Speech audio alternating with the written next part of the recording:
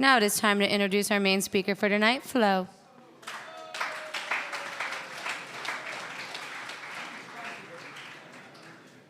My name is Flo. I'm an alcoholic. And I want to thank Paul for asking me to come share with you guys this evening. And I want to thank Kenny, who's our secretary tonight. And wow. I want to thank Marissa. Can we have another hand? Holy shit, man. Wow. See, and I got the foul language out of the way right away on the tape. So there you go. You were amazing. That was so powerful. That is a great AA talk. That is what we do. And I can see the change in you even though I didn't know you 3 years ago. That's the power of the storytelling that we do around here. I want to wish happy birthday to the birthday people, to my sponsee, Brad, for 7 years. It's an honor and a privilege to sponsor you, my friend. I will tell you a secret. If you're new to Alcoholics Anonymous, there are some of us that have some time that have a lot of sponsees, and we don't like all of you. But we love all of you. But I love and I like Brad. It is a pleasure. And happy birthday to Sean, my brother Sean, who I saw on day one. Happy birthday to Alex, and happy birthday to the other Sean. That's a big deal. That's a big deal to be living this way of life and celebrating those milestones. We have 30 minutes, so this is just going to go fast. We're going to zoom through this, but I was listening to Brene Brown today. She did a talk at TED, and it was a talk about vulnerability. And so to get the math out of the way, I came in 1985. I never had a drink from my first meeting. My sobriety date is April 7th of 1986, which means that drugs necessarily have to be a part of my story. And there's three amazing things going on tonight. One, it is a blue moon. I don't know if anyone saw it, but that's powerful out there. Two, one of my heroes is in the room tonight, and that's my girl Strawberry right there. And now I have a new hero in Marissa, and I want to recognize how amazing these women are because they work with a lot of other women. And three, the other amazing thing going on tonight right now is that if you're new to Alcoholics Anonymous, you have a 100% chance of recovery. If you do what we do, you can have an amazing life. You can have what they promised to me was a life beyond my wildest dreams. I was listening to a tape of Donald Madden in the car on the way down here, and Donald talked about what saved his life. And what he said was, I never said no to Alcoholics Anonymous. I always said yes to AA. Whatever they wanted me to do, whether I knew what the outcome was going to be, whether I figured out if it was going to work or not. If they said come early and set up chairs, I set up chairs. If they said we're having a party this weekend, please join us. If they said we're doing a panel, we want you to come, and I didn't think I had anything to say, I would show up anyway. I have done that. I have said yes to Alcoholics Anonymous, and for those of you in the horse racing game, I will tell you I have had the perfect trip at Alcoholics Anonymous. I have made every mistake. I have not done anything gracefully in 26 years, but I have an amazing life today, and you know what makes it amazing is I'm comfortable inside my own skin.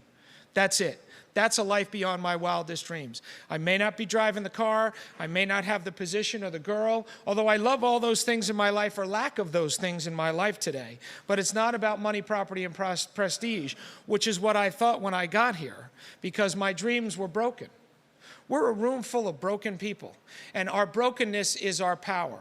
Our brokenness is our door to a spiritual way of life. How great is that?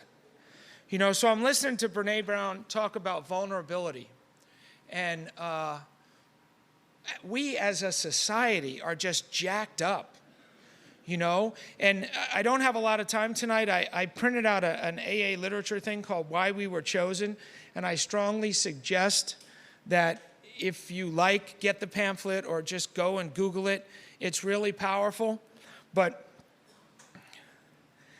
Clancy calls alcoholism a disease of perception, and I understand that. My perception is wrong because my perception is based on a framework of being self-centered and afraid. Selfish, self-centered, full of fear. And because of that, I don't perceive you in the world correctly. And I'm listening to this gal talk, and Brene Brown is not an alcoholic. She's She calls herself a researcher, storyteller, but she's just a very spiritual person. And here I am living this life by these principles that you have given me in Alcoholics Anonymous. I don't know her. I don't know anything about her.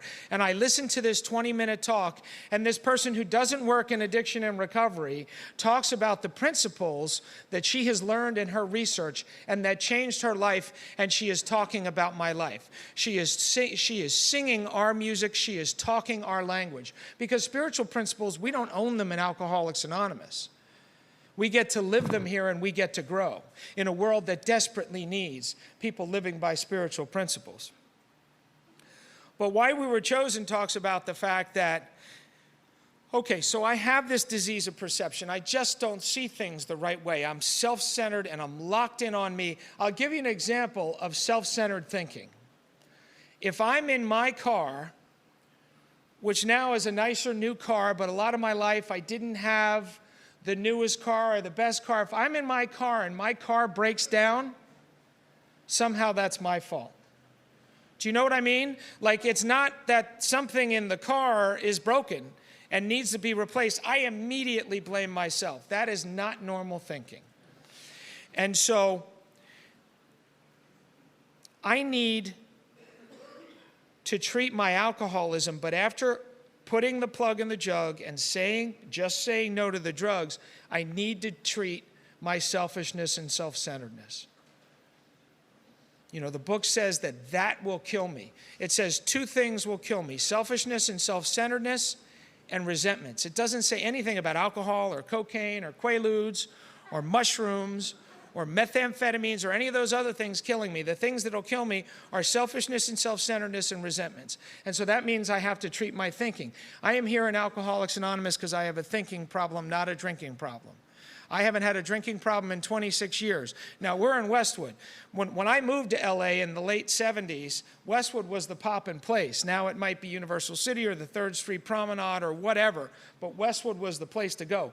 I'm sure I can go down to the Village tonight and find a drinking problem pretty quickly, you know, and there's going to be handcuffs involved pretty quickly after that.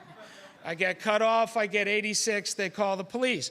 But see, I don't have a drinking problem today because I'm 26 years removed from the allergy. I have an allergy of the body coupled with an obsession of the mind. The allergy of the body is very simple. I happen to love Grand Marnier, but I'll drink whatever you have.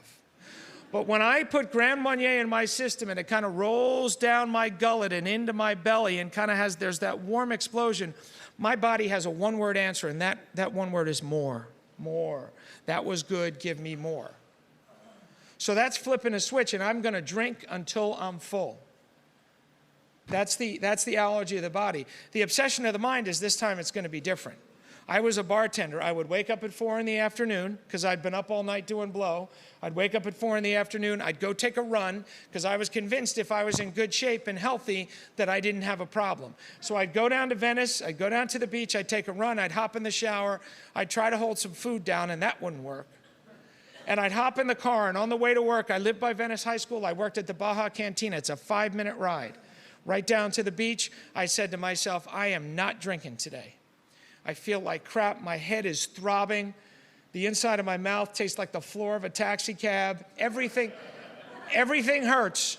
I am not going to drink today. And I'd get behind the bar with that attitude at 5:30. I want to tell you, if you put a lie detector on me at that point, that needle wouldn't move. I was not drinking that day.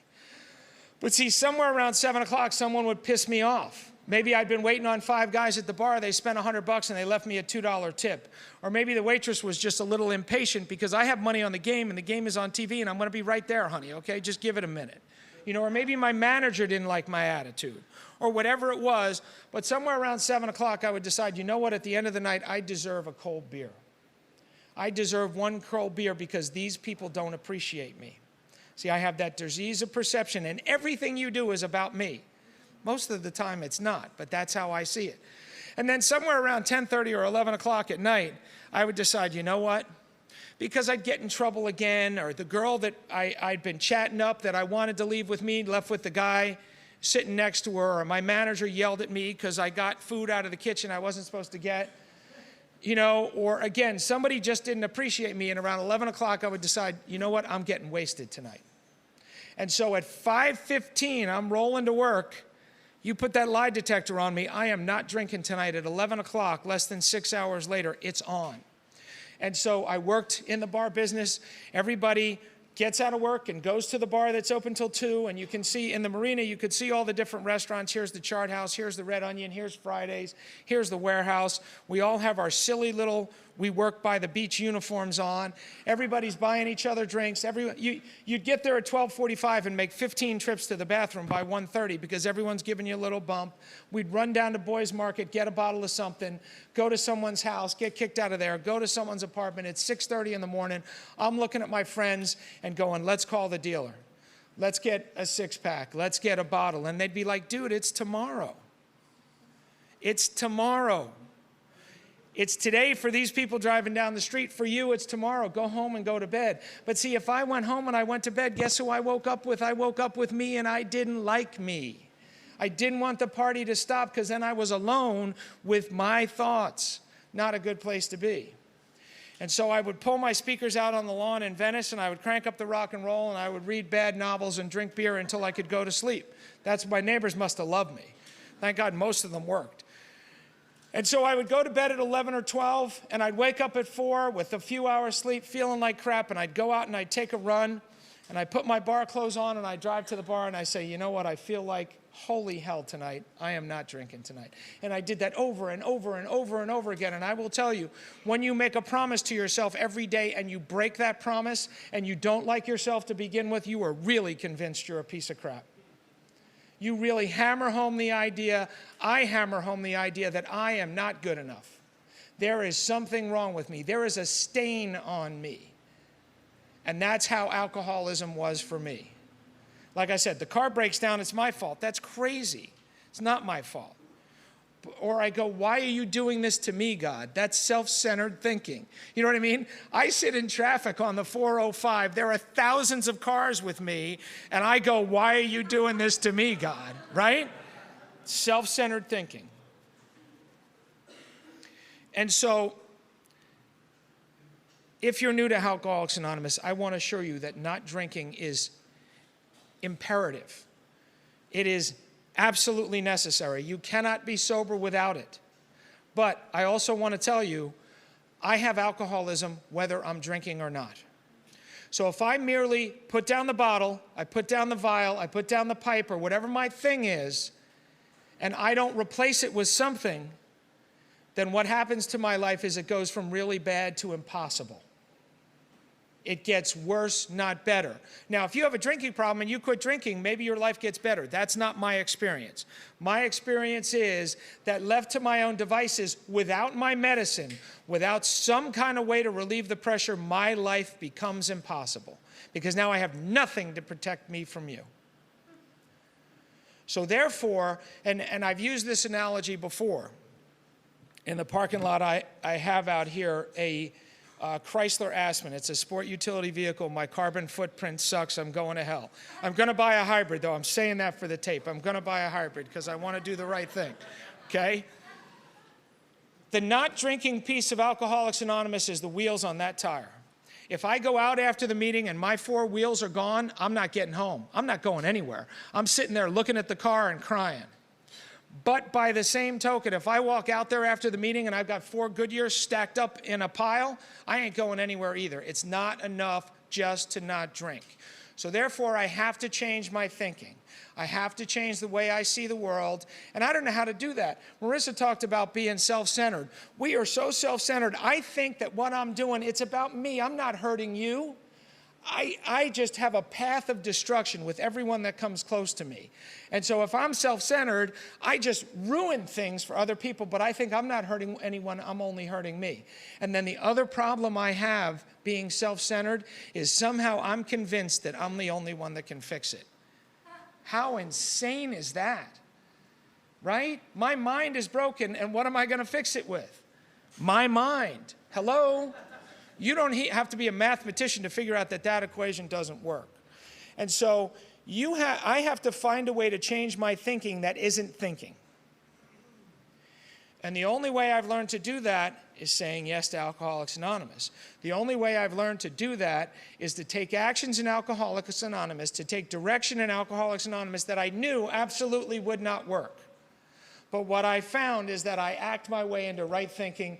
I don't think my way into right action. I do what you tell me to do. Sometimes I do it to prove to you that you were wrong.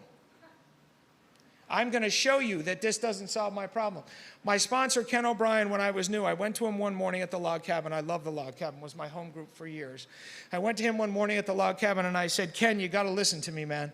I said, my friends are telling me that I'm in a cult, and it's starting to hurt my feelings. I said, the rent is due in 2 days. I don't have a dime, let alone the $800 or whatever it is I need to pay. Women run from me as if I have the plague. I could not get laid in Tijuana with a pocket full of $100 bills and Quaaludes. It's not going to happen. I said, what am I going to do about these problems? He said, Flo, at the end of the meeting, they're going to ask for someone to help clean up. I want you to raise your hand. Now, there's a lot of things you can do in cleanup. You can break down the coffee pots. You can clean the counters in the kitchen. What I want you to do is to go in the kitchen. They have this yellow bucket with wheels. And hanging on the wall outside the log cabin, they have mops that could probably get up and walk away on their own. They're so nasty. What I want you to do is go in the kitchen, get some of that soap that'll take the skin right off your fingers, put it in the bucket with some hot water, and mop the floor. I go, Kenny, you didn't hear me, man. I go, friends, cult, rent, no money. Girls, run. What? He goes, just do it. So after the meeting, to show him that this wasn't going to solve my problem, I went, filled the bucket, went out, mopped. I mopped that room. People would come back in to go to the bathroom. You know, they go outside and decide, oh, I've had too much coffee. I'm like, you're on my floor. And then I'd follow behind them, and I'd mop them out the door, right?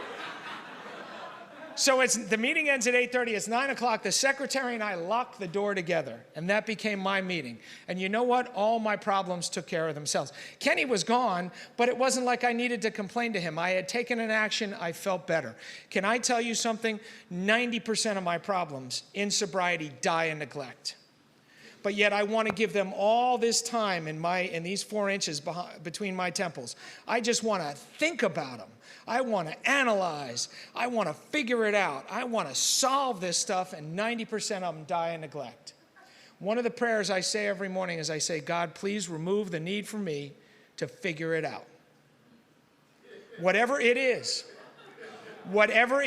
I don't need to be up here. I need to be down in my hands and feet and with you people. I need to be of service.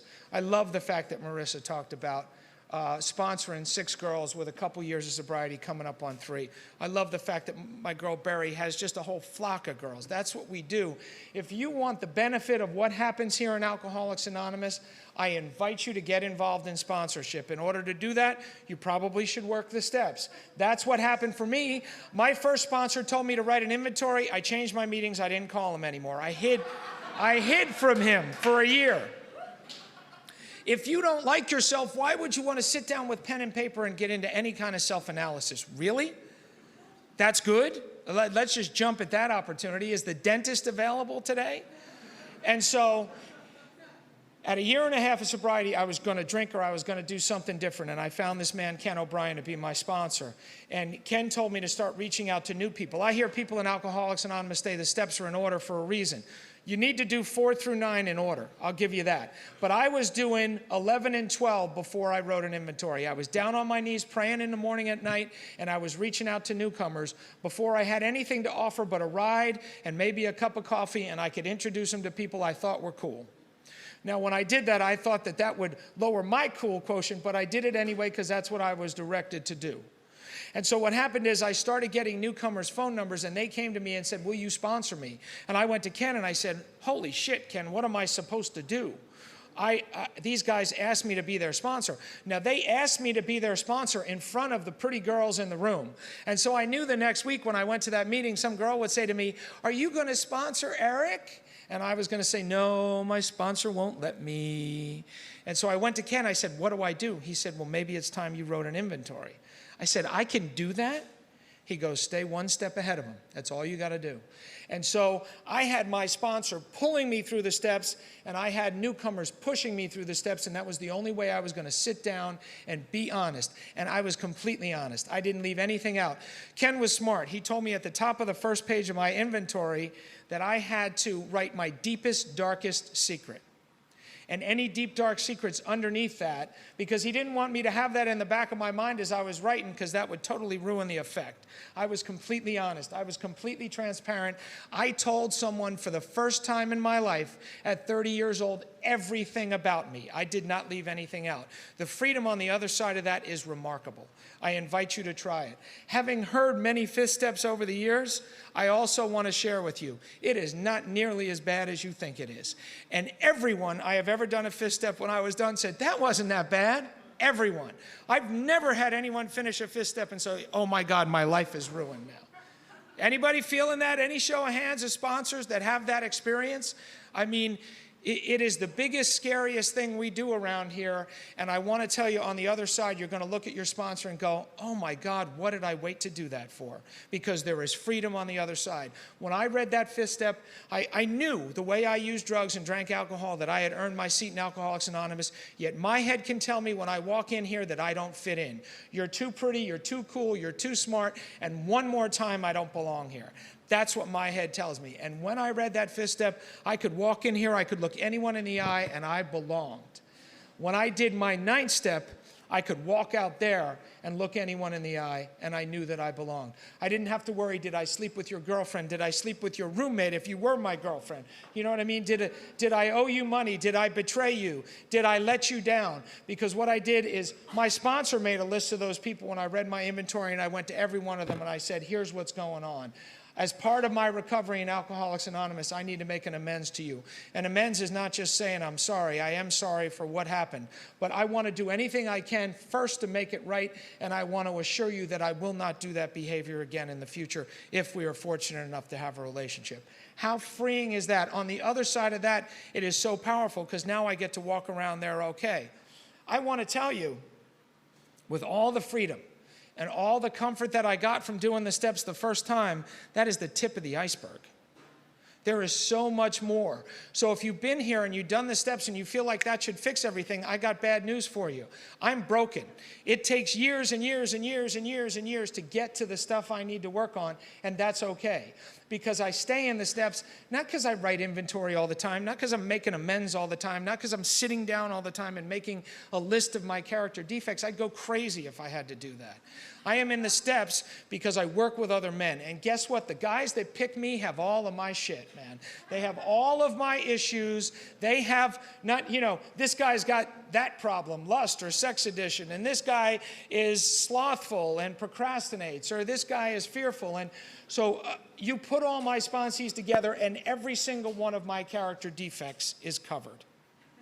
And I get to work with them and look at me and do the work with me. And so, like I said, if you've gone through the steps and you feel like it's some kind of magic wand, no. This is a spiritual journey. This is an opportunity for me to grow by practicing these principles. This is a spiritual practice. That means I have to practice every day. That means I'm never going to be an expert. I'm never going to the spiritual Olympics. Do you know what I'm saying? I think that ship has sailed. But what happens is if I continue to practice this any day, every day, I'm in a position where I can get on the court with anyone, whether you're an Olympian or not. I can play. I'm in the game. And that's powerful. I like to read something in the big book every time I share. And so I want to we'll do something quick. This is my favorite page in the big book. It's page 129.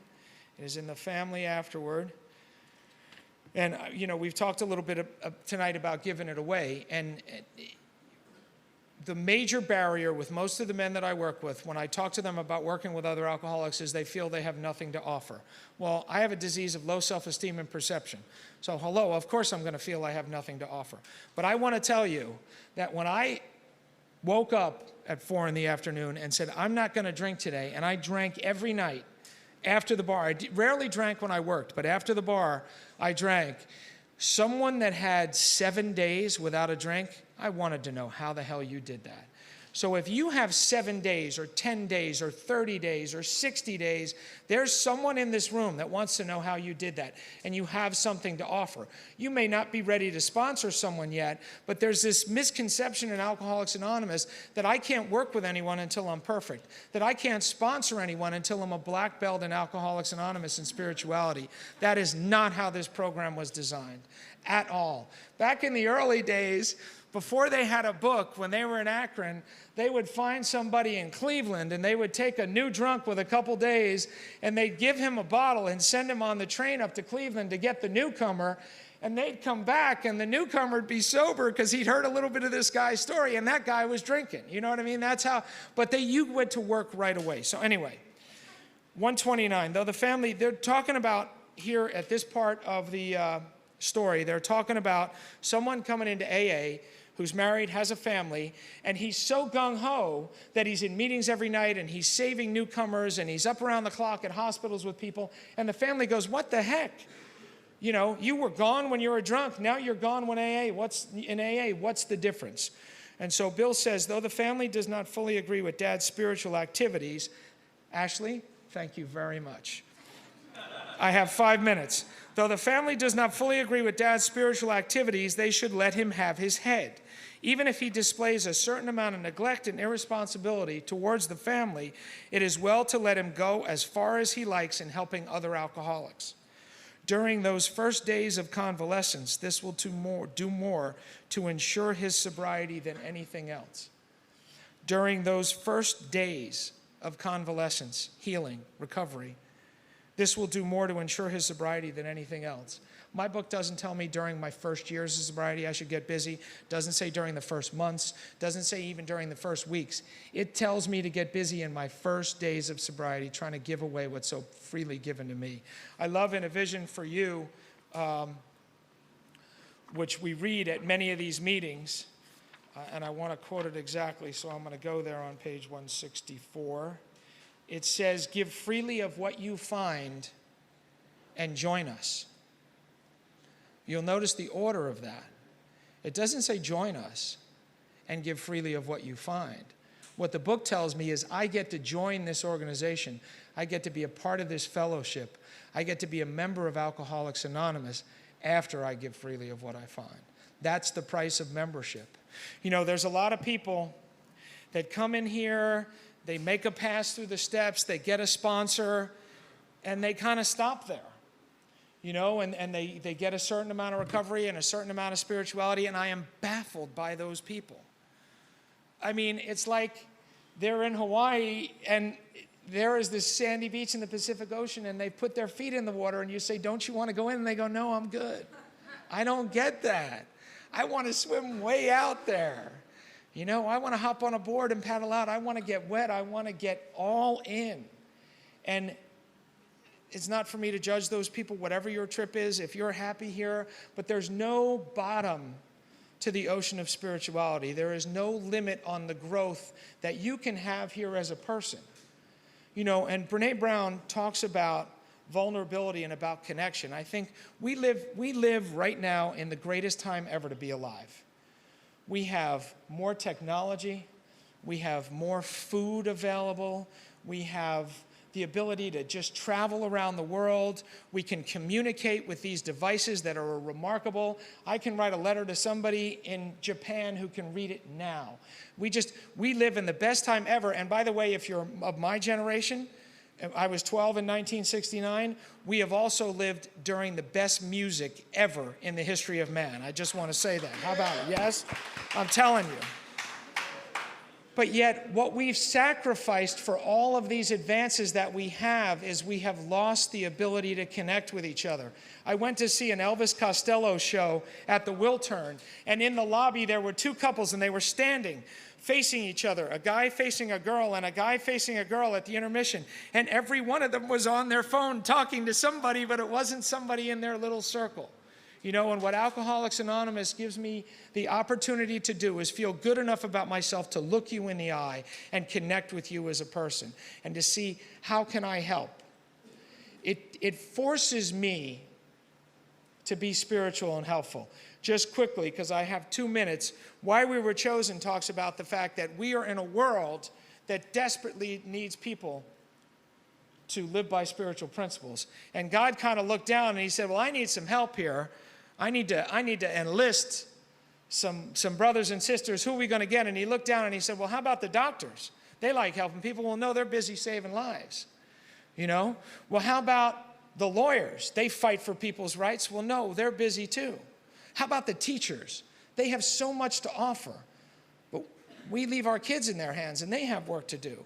How about the accountants? You know what I mean? How about the executives? How about the bakers and the butcher and whoever? And he said, you know what? I'm going to pick the drunks. I'm going to pick that guy in the gutter.